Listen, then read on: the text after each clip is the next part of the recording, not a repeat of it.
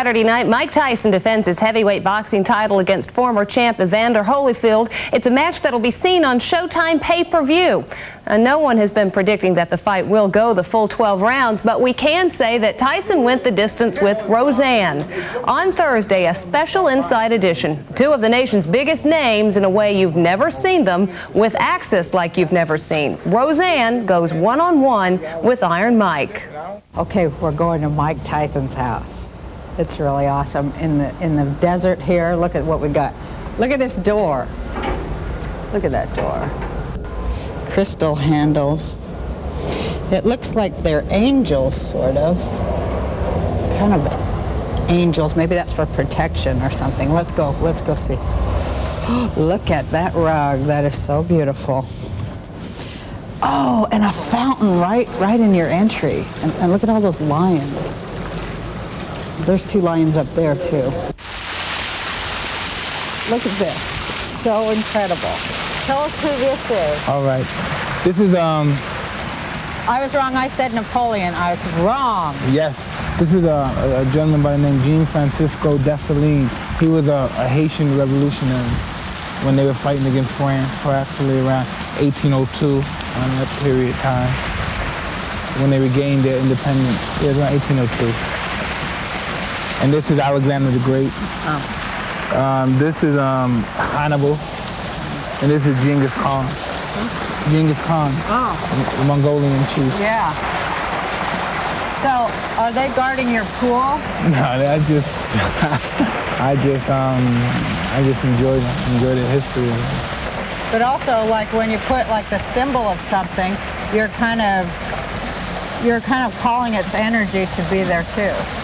I would say so. Yeah. All these men were fierce warriors, fierce and merciless. And I like that. I made this right here. This is like a little, what you call a moat. Like you see, in England they had the little moats. I wanted a moat in front of my house too. You have a lot of symbols of protection around you. Moats and stuff. You got to put alligators in there though. I need to be protected. It's a cruel world out here.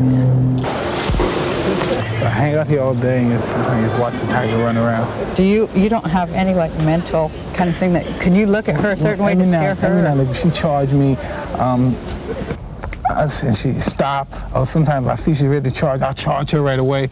Just the reverse, I charge her and she'll run.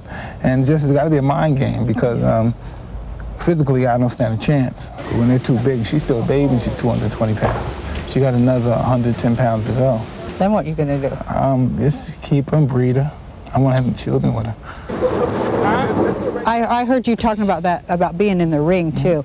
You know, we just watch you do what you do in the ring, but well, we sort of think, we bring our own mythology to it because like for me it was like, well Mike, he had a really tough childhood, like the toughest stuff happened to him, and then he was given like this one door to go through to save himself, and he went through that, and that's, you know, but he brings all that passion, all that pain, all that anger about going through that door with him into the ring. But then you said, this blew my mind, that you go, well, I can't have any feelings of rage or positive. I can't feel anything in there because I'm pretty much pure technology. Yeah, true. That's amazing. I can't stand that. I can't understand it's so ironic because, you know, a lot of people say the person that works off passion, that fights with passion, that works with passion is the best person because they do with their feelings and emotion. One day they may not feel that feeling. And sometimes you're working with your passion and you're involved emotionally with something, and then you may see something or something may happen and that emotion is changed automatically because it's responding to that feeling. And then you no longer can perform at the pinnacle of your feat. And that's how come I always think it's to be unemotional when you handle a situation, because you can't be disturbed by anything because there's no emotion involved. You can't feel sorrow, you can't feel pity, it's nothing you feel. So the job has to be done. Roseanne, this is a new gig for you. How come you decided to be a reporter? Well, basically because I thought it would be great to see somebody talk to somebody else and afford them, you know, their dignity rather than try to take it away. So that's why I thought I'd be about the best reporter there is, because I have dignity and I would afford it to somebody else, which I did with Mike, and his comes through, rather than the usual way I get interviewed, which is like ambush, take away, bad, bad, bad. Well, I wanted to try it the other way. This is good, good, good, and we look forward to Thank more you of very it much. on Thursday, Thank you, a real special Inside Edition. Thank you, Roseanne. Coming up on Inside Edition. Is home to Roseanne for a revealing exchange between two people accustomed to the glare of publicity. Today we devote our program to one of the more candid interviews you're ever likely to see. What's up? Hey, looking good. Two of the heaviest hitters in the country, Mike Tyson and Roseanne, came together for an incredible rendezvous, and Inside Edition was there. As Iron Mike trained in Las Vegas, we got a first-hand peek at the toughest man in the world. And our tour guide was none other than Roseanne, the undisputed champ of prime time. They're going to be shocked and amazed when they see you. I believe that's true. Listen, it's When they video. see me boxing with Mike, Oh, it's going to be shocked. great. While Roseanne has had many roles in her career, this is her first shot as interviewer. And Mike Tyson was thrilled to be her first subject, allowing her a glimpse into his very private life. First stop on the tour, Mike's Las Vegas house. The Tyson mansion sprawls over 11,000 square feet and cost over $5 million. Look at that rug. That is so beautiful. The champ bought the home shortly after his release from prison in 1995. Evidence of his jailhouse conversion to Islam is everywhere. I just wanted to have something there that represented what I really believed in. And Roseanne met the resident house cat, I look cool, though, don't I? a rare white Bengal tiger named Kenya. 1 minute they look you, they may take a chunk at you, then 20 minutes later they may come and lick you. So you got to be, you have to be very cautious with them. Roseanne's snooping around in our kitchen. It's a very utilitarian kind of kitchen with no frills, kind of like in a restaurant. Do you think we could look in his fridge? Yeah. Let's go see what he's really eating, because he's kind of in training a little. We don't eat meat, only. Oh, Coke and Diet Coke and water. That's great. Oh, it's just pretty cool. Pretty cool. Coffee Mate Light. Is it diet dressings or no, they're all fat. That's good. And a fireplace thing, that's neat. Grilling chicken or steaks, I can. Fat fryers, just like at McDonald's, look it. We can make his own French fries. But Roseanne didn't come to Las Vegas just to look around. She came to do what she does best, talk. She brought out a side of the heavyweight champ we rarely see, and she opened up to Mike as well. You know, when I was being a waitress, I'd be like, they go like, how much is it? I bring the tray of drinks, and I'm like, okay, it's $7 for a drink, another $3 for me to take it out of the tray and give it to you. You know, that I pocket that money, and that's how I got really good tips, and they're like, you're funny, you're funny. At the heart of this meeting was something both the comedian and the pugilist hold dearest, their pride in their kids. How many kids do you have? 2. Mike's newest child is his 8-month-old daughter, Raina. Raina's mother is Monica Turner, a recent graduate of Georgetown Medical School. Mom and the baby live in Maryland. I love her. It's just awesome. She looks like so much like you, too. She's awesome. Especially in the middle picture, she looks like you. She's awesome. Awesome to awesome. She's standing up, Holding on. and she says a word. Baby. She says baby and stop. She's beautiful. So cute. Our family, you know, it's so ironic because my children will be the first generation of probably Tysons that weren't never on welfare or anything. And I always look at that as, and that's just, to me, other people may say, well, what you expect? Guy like you make so much money and you did it, they're not supposed to. But to me, that's a big thing. My son is 18, and he's the first person in my entire family ever who graduated from high school. You know you will go through living hell when she's a teenager over all that, and she brings that guy home that you don't like, and you know she will do that. I'm just hoping that I don't have to kill him. Yeah. I always think, I said, well, I hope I have to kill him. Like, me and her mother, we joke and laugh. I said, well, we just hope that we don't have to kill this guy. You got about 15 years, so you'll be 45. You'll be around my age when all this stuff. I hope you still be in shape that you could, like, scare the guy. I was thinking about that, too. I was just going to have some young, knowing her, she's going to bring some young 6'4" monster, a big guy, 15 years old, Yeah. 280, 6'4". She's going to bring your worst nightmare right into your face. Yeah, 'cause guy just like me. Your worst nightmare. Hi, Mr. Tyson, sir. Hi. It's a pleasure meeting you. I'm a great fan of yours, sir. When we come back, you may be surprised to see what Mike considers the most precious item in his home. And he talks with Roseanne about the heartache and lessons learned from his earlier relationships.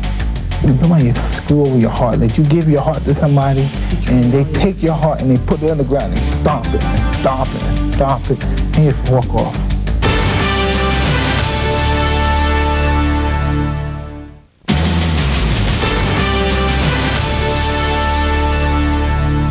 When Mike Tyson hits the ring this Saturday, in addition to the fans watching in Las Vegas, there will be thousands watching on pay-per-view. Given his history of abbreviated matches, Cablevision is offering viewers the chance to pay for the fight on a per-round basis. Tyson's last bout ended after 109 seconds. It is estimated that Tyson will take home $30 million from this bout, which will keep him in the style to which he's become accustomed. Right now, Mike Tyson is training to retain his title this Saturday night as the WBC heavyweight world champion. But it wasn't that long ago that he was doing his fighting on the streets of Brooklyn. His trainer, Jay Bright, remembers with Roseanne.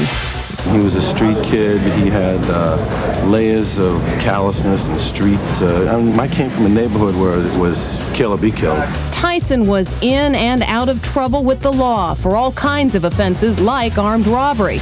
But with the help of legendary manager Cus D'Amato, Mike Tyson was soon winning title after title. And down he goes. What they call you in court, Mike Tyson, make Mike Tyson happy money. Yes, make him happy, honey. Today, the champ is used to shopping for baubles at ritzy shops like Gianni Versace at Caesar's Palace in Las Vegas, with pals like Roseanne and his flamboyant fight promoter, Don King, while fans clamor at the door for a glimpse. Roseanne, Roseanne, with every wave rippling out to sea, you know what I mean? It comes in and plants a kiss on the shore. Roseanne, Roseanne. Right now. Beautiful, beautiful, voluptuous, sensuous. Yes, curvaceous. Hi, Monica. Love you, Monica. Beautiful. It is great. Oh, God, what a team. When Mike left, the fans barely let him move. They're so hungry for an autograph or to pose for a picture. But to Roseanne, Iron Mike seems much more comfortable when he's playing with his action dolls in his bedroom.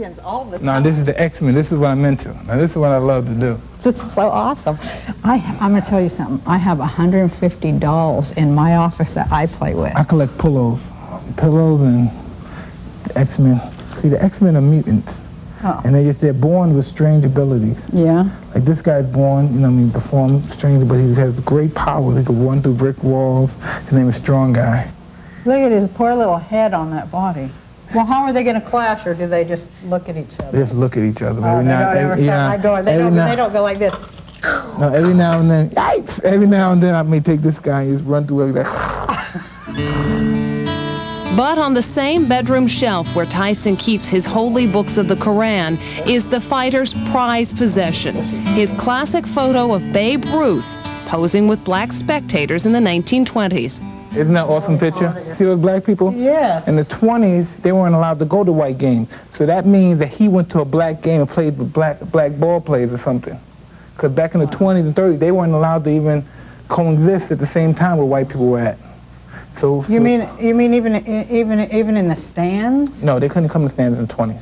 And he came over there, somebody must have said, hey, babe, come over and take a picture. And he came over there and took a picture with the guy. But you know what, for a white guy to go next to these guys and take a picture, you know how much guts that took? Back then for him to even get that close to take a picture with them? Well, he had the guts. We knew that. A little footnote on baseball history. Most ballparks in the 20s did admit black fans, but the stands were strictly segregated. Today, Tyson is known as much for his rocky private life as he is for being a top prize fighter. Virtually every aspect of his world has constantly been under a microscope. Back in 1988, Tyson made headlines when he married actress Robin Givens. Just 8 months later, the tumultuous relationship ended in divorce. It hurts. But then here we are, and I'm talking to you, you know, and we get to talk about stuff that nobody's ever ever allowed to talk about. Now, 7 years after his marriage fell apart, Tyson tells Roseanne that it's been tough for the strong man to handle heartbreak. And Roseanne can commiserate. Just 2 years ago, she was divorced and married her then bodyguard, Ben Thomas. When somebody screw over your heart, that you give your heart to somebody, Betrayal, and they take your heart and they put it on the ground and they stomp it and stomp it and stomp it, and you just walk off. And as if you never existed. Right. And they use you to catapult, in a life to which they've never been accomplished with. And you did that to help them. You know, you helped them. You wanted to help them. You have to show appreciation for the love that you thought they were giving to you. Well, here's what I did, though. I think you did it too. Go ask yourself, why did I call that person into my life like that? Why did I call that to me? What was I supposed to learn? What am I going to never repeat? And then, like, you kind of just watch. They're gone, and it's like... Don't they make it hard for the next person in your life? Really? You would think that. For me, you would think that. But what I had going was the worst and the best at the same time, because I had my bodyguard, you know, that I'm married to and have the baby with. That was my bodyguard. So when the worst was going on, I had the best, and I did have somebody to go, please get over here in 2 minutes and get me out, you know, and he did. So I had the best and the worst at the same time. When we come back, both Roseanne and Mike talk about some of the most trying times in their lives. For Roseanne, it was the 8 weeks she spent in bed before the birth of her youngest son. And Tyson talks about his toughest time, the time spent in prison after his rape conviction. I expect the worst to happen to me in life. I expect people to dump on me in life. I'm not going to allow it to happen. I'm going to fight all the way to the end. But if it happens, it's what I expect to happen.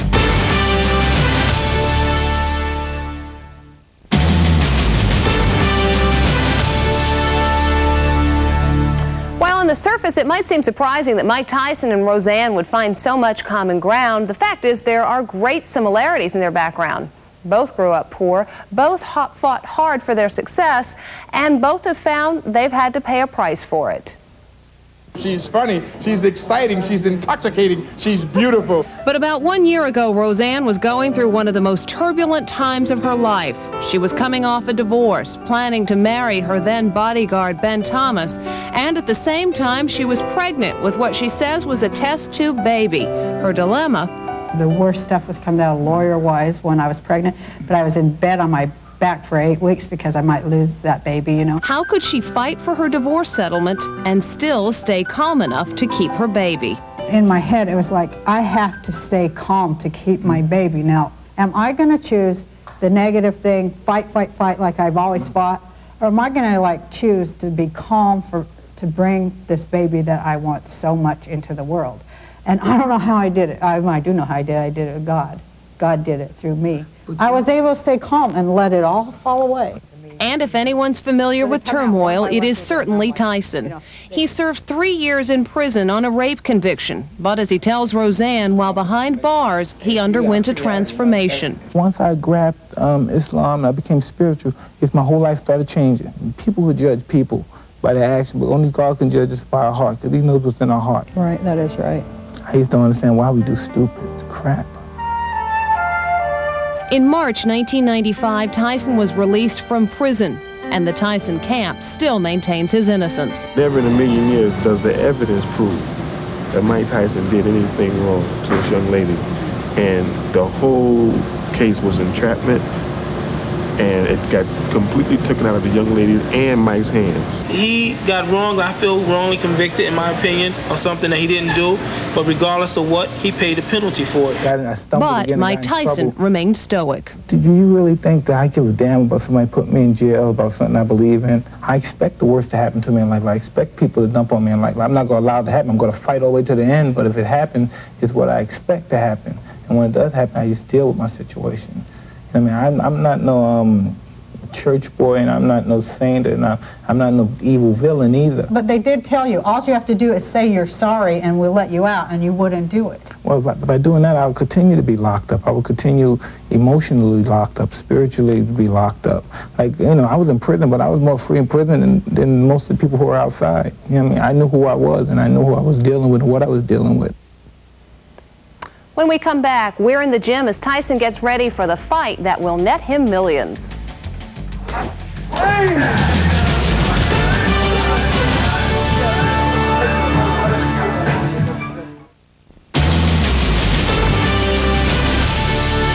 Finally today, it's been 5 years since Mike Tyson went to prison. 5 years since a Tyson fight has gone more than 5 rounds. In fact, his last 4 fights have averaged 4.5 minutes.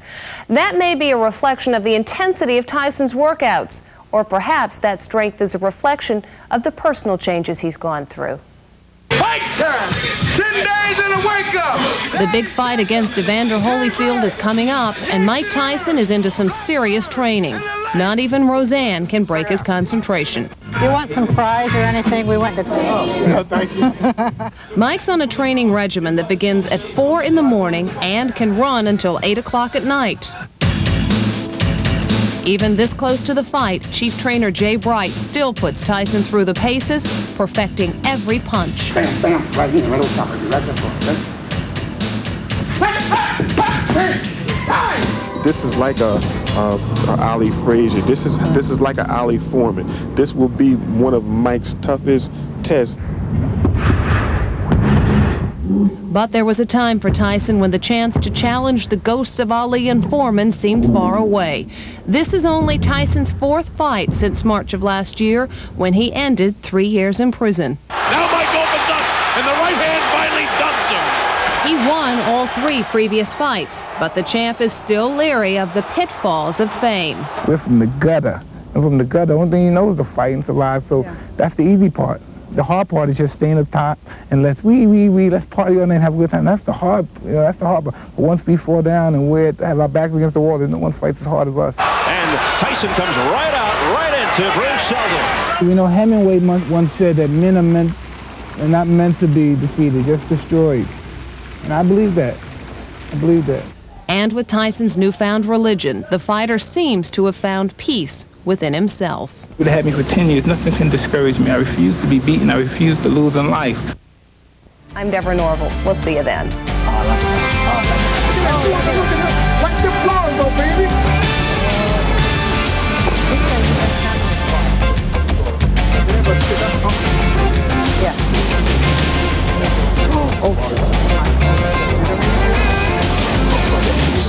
Okay, now let's talk. Hey, baby! I know you love it, baby!